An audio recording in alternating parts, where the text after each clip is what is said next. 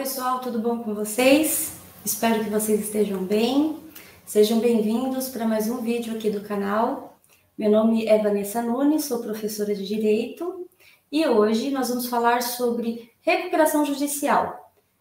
Faremos uma pequena revisão, trazendo principais conceitos e também algumas alterações que ocorreram aí com a lei de falência novinha de 2020 e alguns pontos importantes que eu acho importante frisar, até para um eventual exame da ordem, provas aí da sua instituição. Vamos acompanhar comigo? Eu fiz aqui uma apresentação, até para facilitar um pouco mais aí a nossa conversa, o nosso bate-papo. Aproveito para pedir para que se inscrevam no canal. Isso é bem importante aí para o crescimento, para compartilhar conhecimento com os demais colegas. Vamos lá, né? O que é uma recuperação judicial? Bom, o empresário que acredita que está passando por um momento desfavorável, mas esse momento é temporário, uma crise econômica, mas ele ainda comercializa, ele vende, ele tem fornecedores, ele ainda consegue respirar. Ele pode, por exemplo, ingressar com uma ação judicial e fazer o requerimento da sua recuperação judicial.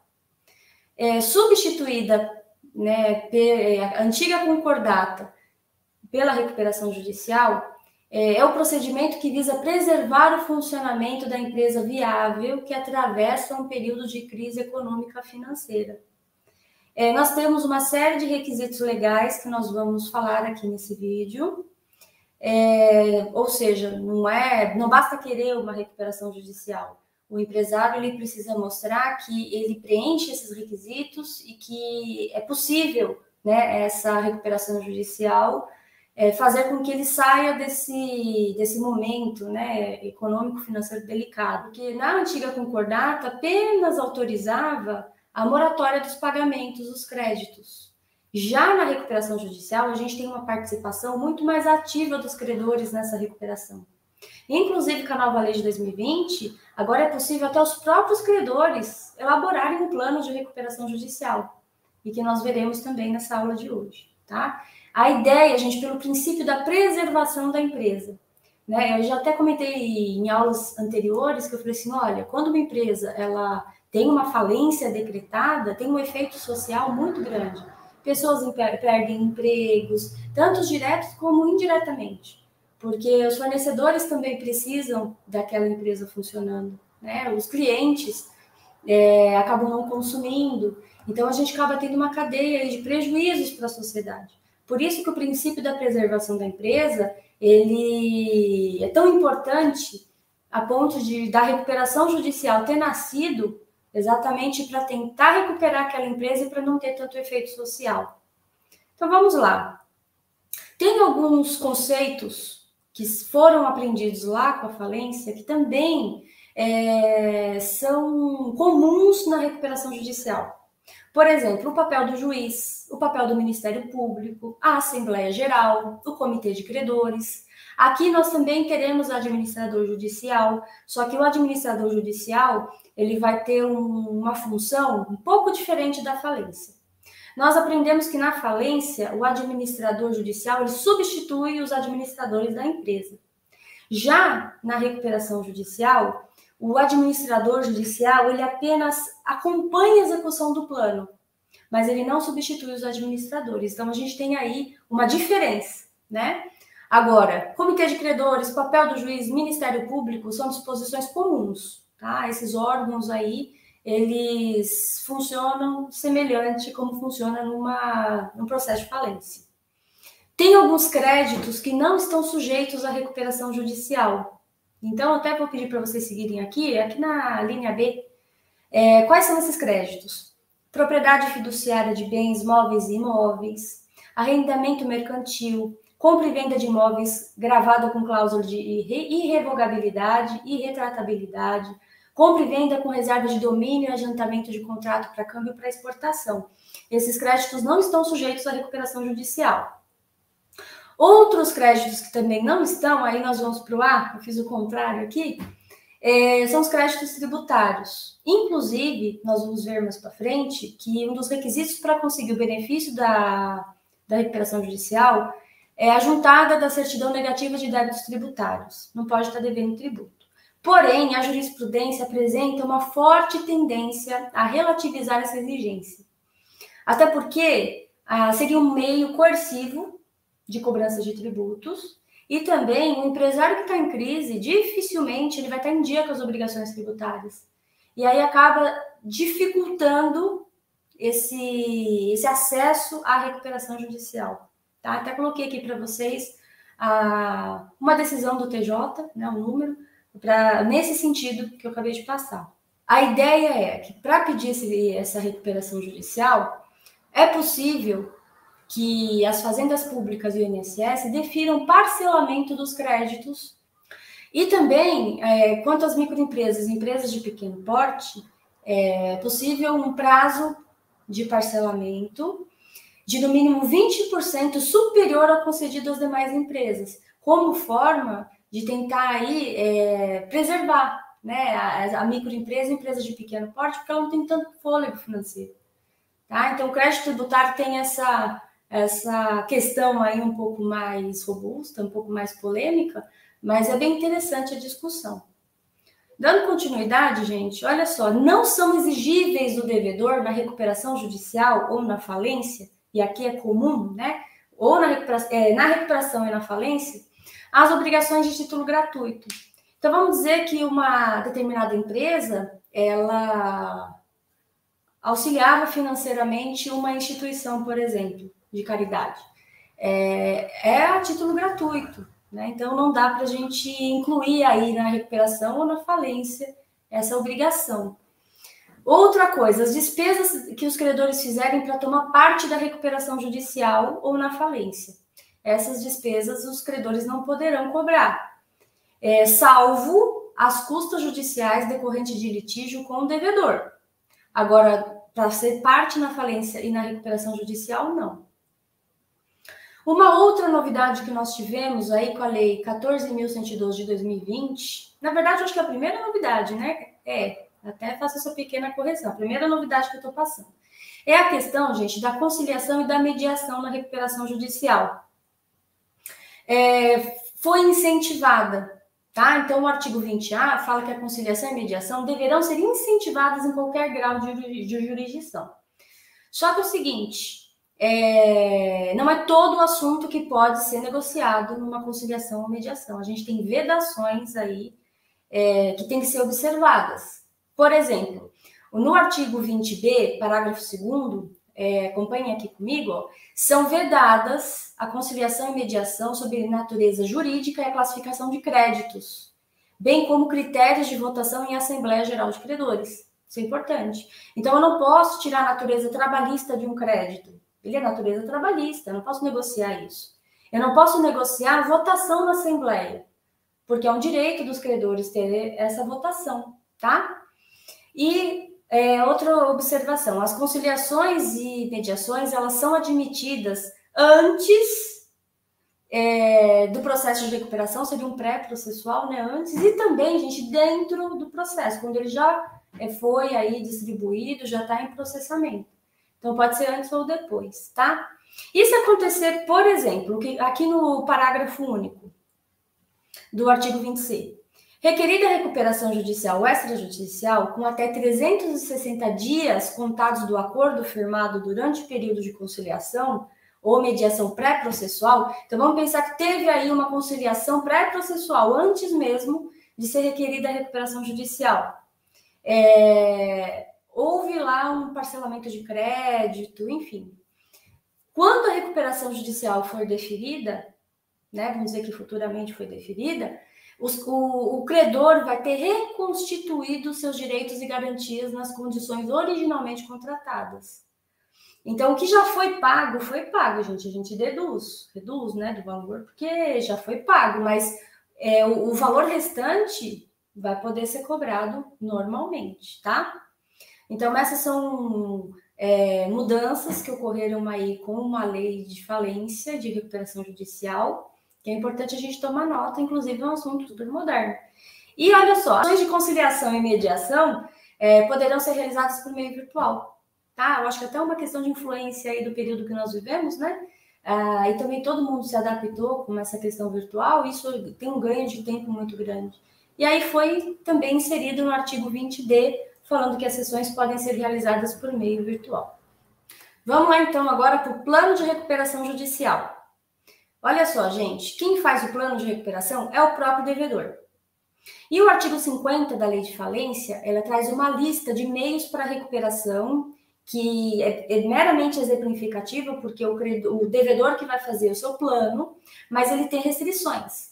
Quais seriam essas restrições? Quando se tratar de crédito trabalhista, ele não pode prever prazo maior do que 1 ano, porém, uma mudança com a Lei 14.112 de 2020, falando que sim, ele pode ampliar para 2 anos, desde que cumulativamente ele atenda aos seguintes requisitos. A apresentação de garantias julgadas suficiente pelo juiz. Se o juiz entender que ele tem garantia suficiente para parcelar em 2 anos os créditos e pagar todos, ok. Desde que os credores, que são os titulares dos créditos derivados de legislação trabalhista e os acidentes de trabalho, aprovem.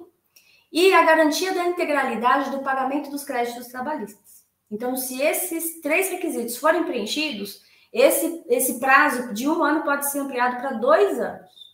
E também uma seguinte observação, aqui no B. Não é possível prever prazo maior do que 30 dias para pagamento de créditos estritamente salariais, vencidos nos 3 meses anteriores à concessão da recuperação, até o limite de 5 salários mínimos por trabalhador. Então, no momento da elaboração do plano de recuperação, ele pode ali dispor, né, de várias formas para poder utilizar aí o seu plano, a sua organização, exceto quando se tratar de crédito trabalhista, que liberta essas restrições. O plano é elaborado pelo próprio empresário, só que quem aprova ou não são os credores reunidos em Assembleia Geral.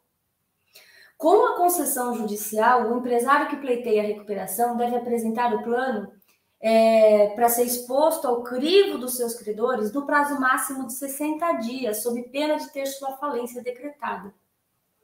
Então, quando ele ingressa com a ação e o juiz defere o processamento da recuperação, ele não quer dizer que ele concedeu a recuperação. Ele deferiu o processamento. E aí ele vai ter o prazo de 60 dias para poder elaborar e apresentar o seu plano de recuperação judicial. Se ele não apresentar no prazo máximo de 60 dias, ele vai ter a sua falência decretada. Tá? Então, é um prazo muito importante. A gente não pode esquecer disso. E como funciona? O processamento do pedido de recuperação. São autorizados a ajuizar o pedido de recuperação, além do próprio empresário individual ou a sociedade empresária, o cônjuge sobrevivente, seus herdeiros, o inventariante e o sócio remanescente da sociedade empresária em caso de falecimento do empresário. O rito procedimental é dividido em 2 etapas. Então, quando se ingressa com a ação, primeiro, o deferimento do processamento da recuperação, quando o juiz observa que a parte que está requerendo essa recuperação, ela preenche todos os requisitos para ter uma recuperação. Então, ele defere o processamento, mas a recuperação ainda não foi concedida, tá? E aí, como vai funcionar? A apresentação do plano, a aprovação do plano e a execução do plano de recuperação. Essa seria essa etapa de concessão, tá? Então, quando ele apresenta o plano de recuperação judicial, vai passar pelo crivo dos credores. E os credores vão ver se vão aprovar, se vão rejeitar. Então, a gente tem algumas situações que eu vou listar para vocês sobre qual é o futuro aí desse processo, se vai ser dada a concessão, né, da recuperação judicial ou não, tá? Só que para o juiz deferir o processamento da recuperação, a gente tem que ter alguns requisitos. E quais são esses requisitos para pedir essa recuperação judicial? Acompanha comigo, ó. Exercício regular da atividade empresária há mais de 2 anos. Então, para pedir recuperação judicial, ele tem que estar exercendo a atividade empresária há mais de 2 anos. Não ser falido ou, se já foi, ter tido suas obrigações declaradas extintas por sentença transitada em julgado, ter sido beneficiado com recuperação judicial há menos de 5 anos, não é para ficar pedindo uma recuperação atrás da outra, tá? Não ter sido condenado ou não ter como administrador ou sócio controlador pessoa condenada por crime falimentar. Então, esses são requisitos para pedido da recuperação judicial.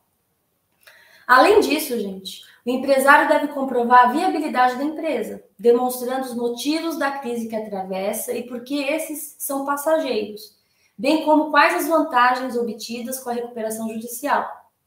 Para embasar seus argumentos, o interessado deve apresentar, junto com a petição inicial, os documentos arrolados no artigo 51 da Lei de Falência, que incluem, exemplificativamente, suas demonstrações contábeis dos últimos 3 exercícios sociais, relação nominal e completa de credores, indicação pormenorizada do crédito de cada um, relação integral dos empregados e da folha de pagamento, certidão de regularidade do registro na junta comercial, aquela certidão que eu comentei com vocês quanto a créditos tributários. Então, tem uma lista de documentos que precisa juntar nos autos com a sua petição inicial para que o processamento seja deferido, tá? Então, até então, quando você ingressa com a ação, você tem que pedir para o juiz para o seu processamento ser deferido. E para isso acontecer, tem que preencher esses requisitos. Quando o juiz ele defere o processamento da recuperação, quando ele observa, né, que a documentação exigida no artigo 51 da lei está ok, o juiz vai deferir o processamento. E no mesmo ato, ele vai nomear o administrador judicial. Com esse deferimento do processamento, ele vai suspender a tramitação e a prescrição das ações individuais em curso contra o devedor, em 180 dias. Fim do prazo temporal, lapso temporal, os prazos retomam seu curso normal. A suspensão das ações em trâmite, o direito ao crédito fica incólume, de forma que não se suspendem os efeitos de eventual negativação no nome do devedor nos órgãos de proteção de crédito. Tá? E assim, olha que importante, gente, desde a distribuição do pedido, o devedor fica proibido de alienar ou onerar os bens ou direitos do seu ativo, salvo com autorização judicial, precedida de consulta ao comitê de credores. Então, consulta o comitê para ver se vai ser possível a venda de alienação de algum bem ou não, do patrimônio, tá? Para evitar o quê? A lapidação do patrimônio da empresa, porque se eventualmente lá na frente ele não conseguir cumprir a recuperação judicial, vai ser convolado em falência. E aí precisa ter o patrimônio para pagar os credores, tá?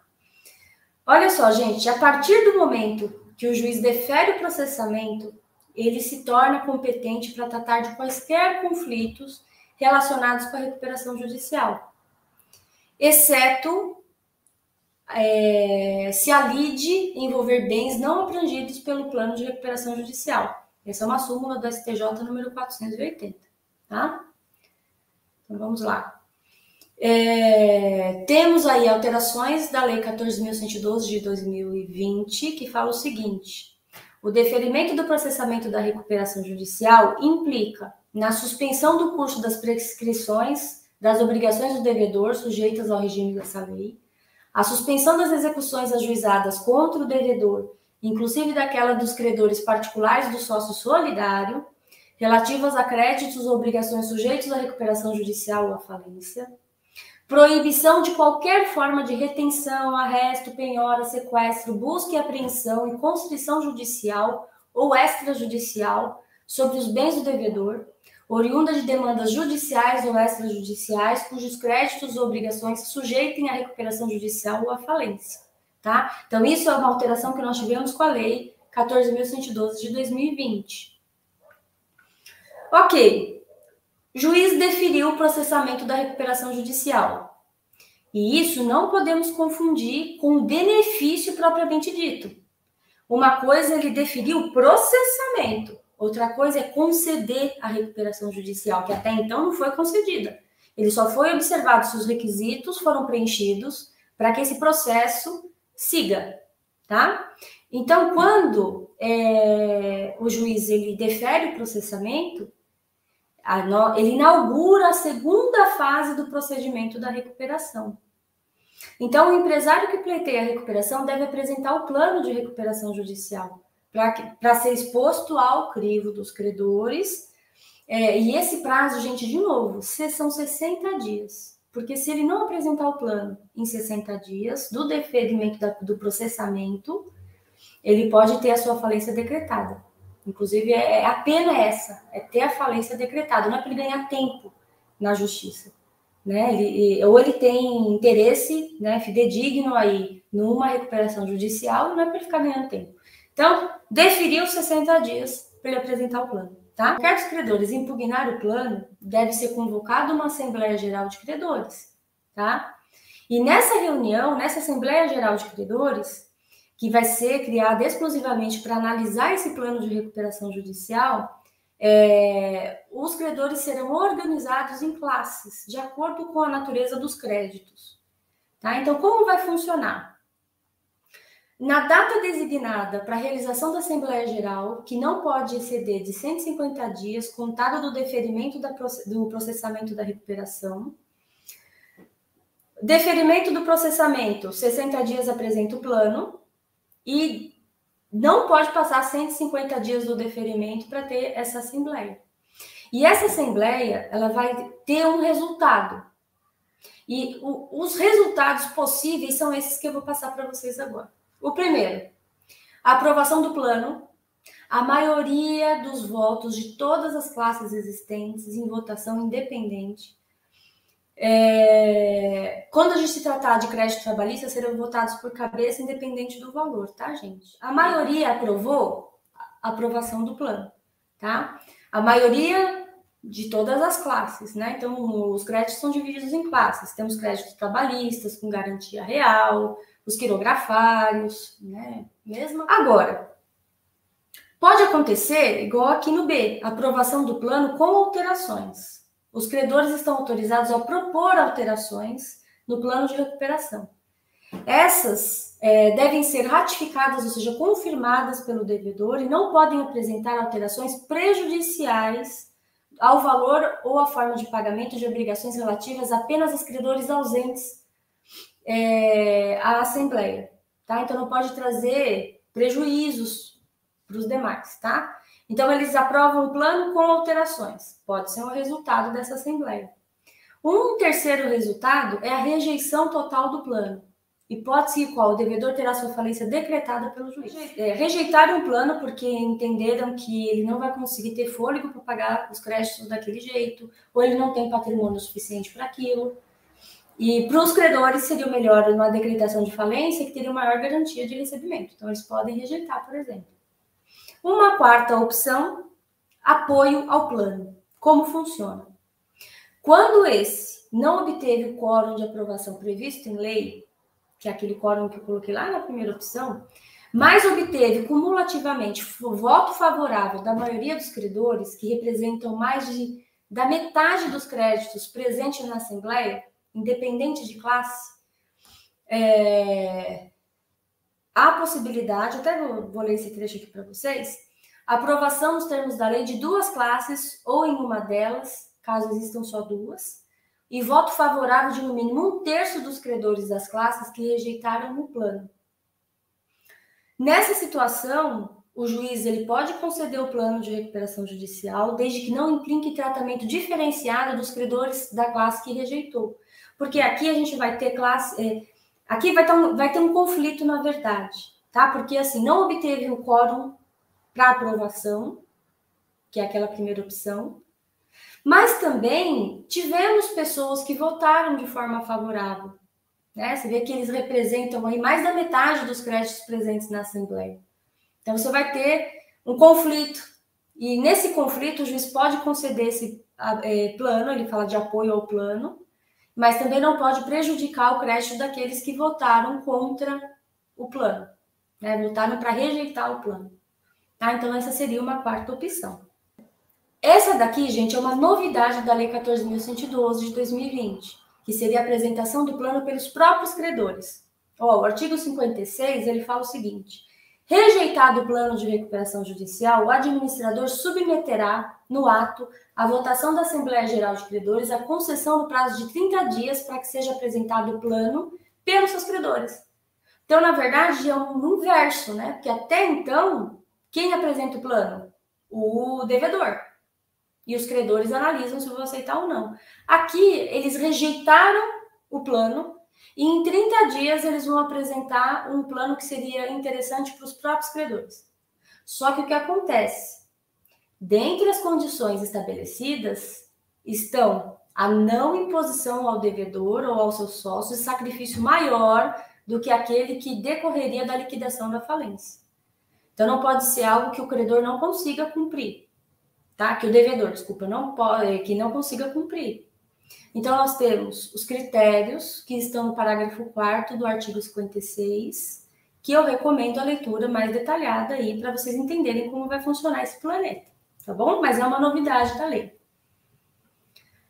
Aprovado o plano diretamente ou através de decisão do juiz, no caso do apoio ao plano, ou o plano, que o plano que vai ser elaborado pelos próprios credores, aí sim, tem início da execução através da decisão judicial que defere o benefício da recuperação judicial. E olha só que interessante. Uma coisa é ele deferir o processamento, outra coisa é a concessão do benefício. Você vê que a concessão do benefício da recuperação judicial está atrelada à aprovação do plano. O plano pode ser aprovado, o plano pode ser, lembra? Aprovado, ou o plano vai ser apoio ao plano, que ele é aprovado, mas por intermédio de apoio, ou o plano que vem dos credores, né? Porque se for rejeitado o plano, gente, é falência. Agora, se ele for aprovado, aí sim o juiz vai ter uma decisão judicial que vai conceder a recuperação judicial, né? Deferiu a concessão. Dessa decisão judicial que defere a concessão, nós estamos falando de uma decisão interlocutória. E, nesse caso, o recurso cabível é o agravo de instrumento, tá?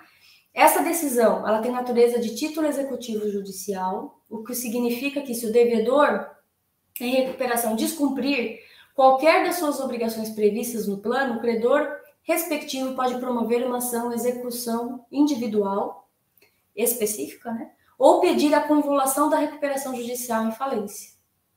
Então, ele vai ter que cumprir aquele plano. Ele não pode deixar de cumprir. Porque se ele não cumprir o plano, o credor pode executá-lo individualmente, ou então pode pedir a convolução da recuperação, transformar em falência. Por isso que ele tem que seguir à risca o que foi combinado no plano de recuperação, tá? Então, quando a concessão da recuperação ocorre, ela tem 3 efeitos. O primeiro efeito, ela abrange todos os créditos do devedor existentes da data do pedido, vencidos ou vincendos. Então, vamos dizer que tem contratos aí que foram parcelados 36 vezes. Ele já pagou 12, ainda faltava 24. Mesmo essas parcelas que ainda seriam pagas futuramente, né, as vincendas, também entrarão aqui. E todos os créditos submeterão ao que tiver disposto no plano de recuperação. Mesmo mas o parcelamento desse contrato é de 36 meses. Só que vai ser levado o que está escrito no plano, não mais no contrato que está estabelecido. Tá? Então, pode ser que no contrato estava lá, faltavam 6 meses para pagar. Só que no plano então, colocou lá como 2 anos. Vai levar em consideração os 2 anos. O plano, não o contrato originalmente entabulado pelas partes. Ainda que os seus titulares não tenham aprovado pessoalmente o plano de recuperação, tá? Vai ter efeito sobre esses contratos, tá? Vamos lá. Os administradores da empresa, é o segundo efeito, tá? Os administradores da empresa não serão substituídos pelo administrador judicial. Porém, gente, olha só, o administrador da empresa pelo administrador judicial, se acontecer o seguinte, ó, Se os administradores da empresa tenham sido no passado condenados por sentença criminal transitada em julgado por crime falimentar, crime contra o patrimônio, contra a economia popular ou contra a ordem pública, aí sim vai ter a substituição do administrador da empresa pelo administrador judicial. Houver indícios veementes de prática de crime falimentar, se eles agiram com dolo, simulação ou fraude contra interesse de credores, houverem efetuado gastos pessoais manifestadamente excessivos em relação à sua situação patrimonial ou despesas sociais injustificáveis pelo seu vulto diante do capital social ou gênero do negócio, houverem descapitalizado injustificadamente a empresa, houverem simulado ou omitido o crédito ao apresentar a relação de credores na petição inicial, negarem a prestar informações solicitadas pelo administrador judicial ou pelo comitê e o afastamento estiver previsto no plano de recuperação, que pode acontecer. O próprio plano prevê o afastamento, tá? Nesses casos, o próprio devedor e seus administradores serão afastados e o juiz designará um gestor judicial para administrar a empresa e dar cumprimento ao plano de recuperação. Até que o juiz faça tal incumbência, caberá ao administrador judicial. Então, se acontecer um desses itens que eu acabei de ler para vocês, do A ao F, o administrador judicial será substituído, quer dizer, o administrador da empresa será substituído pelo administrador judicial, até que o juiz indique um gestor judicial para a empresa, tá? Então, até então, o administrador ele vai estar cumprindo o papel. Quando o gestor ele for designado pelo juiz, o administrador volta somente fiscalizar o cumprimento do plano e o gestor judicial ficará no lugar do administrador da empresa, tá? Até porque são motivos sérios, né? Se já foi condenado por crime, envolvendo falência. Então, é uma preocupação para evitar que aquela recuperação judicial se convole numa falência e tenha efeitos sociais quanto a isso.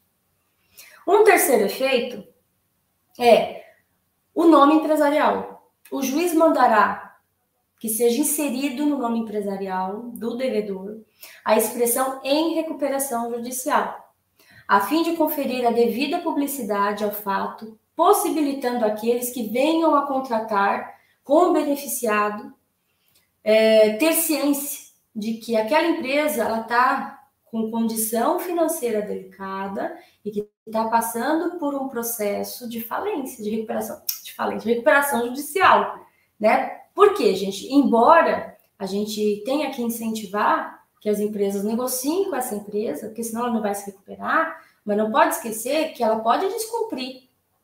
E se ela descumprir o plano de recuperação em até 2 anos, vai ser convolada em falência. Então, é um risco também, né, participar aí dessa negociação com uma empresa em recuperação judicial. Por isso que as pessoas que negociarem com ela precisam ter ciência que ela está em recuperação judicial. Por isso que o nome empresarial, ele é inserido essa observação aí, tá?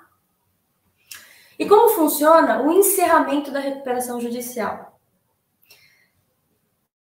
Será declarada encerrada a recuperação com o cumprimento de todas as obrigações previstas no plano, as que vencerem nos 2 anos seguintes da concessão do benefício.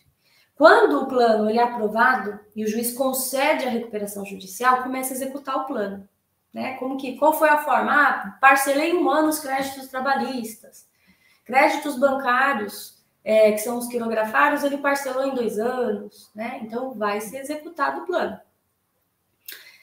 Até 2 anos, ele não pode descumprir o plano. Porque se ele descumprir, se ocorrer o inadimplemento de qualquer obrigação, pode convolar em falência, tá? Então, nada impede de que os créditos podem até ser parcelados em mais vezes, não precisa ser parcelado em até 2 anos. Pode ser que tenha crédito que ele parcelou em 36 meses no plano, colocou no plano 48 meses. O que vai ser observado é se nesses 2 anos, se ele alguma parcela ele deixou de cumprir. Porque o pedido de convolar em falência é até esses 2 anos. Depois desses 2 anos, se acontecer dele descumprir, vai ter efeito? Vai, só que o efeito não vai ser em convolar em falência. Olha só, aqui, se ele descumprir depois de 2 anos, o descumprimento pode ser objeto de execução individual específica, pode ingressar com uma ação, o credor, pedindo a falência com base na impontualidade injustificada, ou pedido de falência com base na execução frustrada, sabe aquela que é uma tríplice opção? Ele não paga, não garante bens à penhora, enfim, ele não faz nada, né? Então a gente usa com base nisso. Não se autorizando a convolação dos autos de recuperação em falência. Tá? Então, até 2 anos, se ele descumprir, convola em falência. Passou dos 2 anos, se ele descumprir alguma parcela, vai ser uma dessas 3 opções que o credor vai ter, tá? Então, esse é um efeito muito importante que a gente não pode esquecer, até para efeitos de prova, né? Porque pode ser que na prova perguntem para vocês aí, na UAB, enfim, ele descumpriu dentro dos 2 anos, o que vai acontecer? Convolar em falência. Ele descumpriu, mas já tinha passado 2 anos, o que pode acontecer? Uma das 3 opções aqui embaixo. Objeto de execução específica, ou ele pode pedir falência com base na impontualidade injustificada, ou pedir falência com base na execução frustrada, tá? Então, esses são os efeitos aí. Se acontecer dele ter pagou tudo certinho, com a declaração do encerramento, o juiz vai declarar encerrado o processo, serão pagas as custas judiciais e providenciada a retirada da expressão nome empresarial em recuperação judicial. Que essa é a finalidade, é o que a gente busca, né, gente? A gente busca que ela se recupere. Por isso que chama recuperação judicial, ela quer se recuperar naquele momento delicado financeiro, tá? Pagando todo mundo, cumprindo tudo, encerra o processo de falência, de recuperação judicial. Agora, se ele não cumprir, a gente tem que ver qual o tempo que ele não cumpriu. Até 2 anos, convola. Acima de 2 anos, o credor vai ter a possibilidade de fazer uma das 3 opções que estão listadas aí abaixo. Então, vamos falar um pouco da convolação da recuperação em falência. Trata-se de hipóteses nas quais a recuperação judicial será automaticamente convertida em falência, mediante sentença do juiz. Tá? Então, vamos ver aqui, ó. Se ele não apresentar o plano de recuperação judicial em 60 dias, contados do deferimento do processamento da recuperação, vai ser convolado em falência. O artigo 58A, ele fala que se o plano de recuperação judicial proposto pelo devedor ou pelos credores não preencher os requisitos estabelecidos no parágrafo 1º do artigo 58, o juiz convolará a recuperação judicial em falência. E C, pelo descumprimento de qualquer obrigação prevista no plano de recuperação dentro do prazo de 2 anos contados do início da sua execução. Com a convolação, as obrigações sujeitas à recuperação serão restituídas suas características originais, sendo então classificadas no quadro geral de credores da falência, descontados os valores eventualmente já pagos. Tá? Gente, esse daqui foi um pequeno resumo, né, sobre recuperação judicial. No próximo vídeo eu vou trazer para vocês, falando um pouco sobre alguns detalhes, né, algumas informações sobre a recuperação judicial de empresas de pequeno porte, IME, microempresa, e também sobre a recuperação extrajudicial, que eu acho também muito importante aí a gente tomar nota, até para fins de prova ou fins da UAB. Tchau, tchau e até a próxima aula. Tchau, tchau, gente.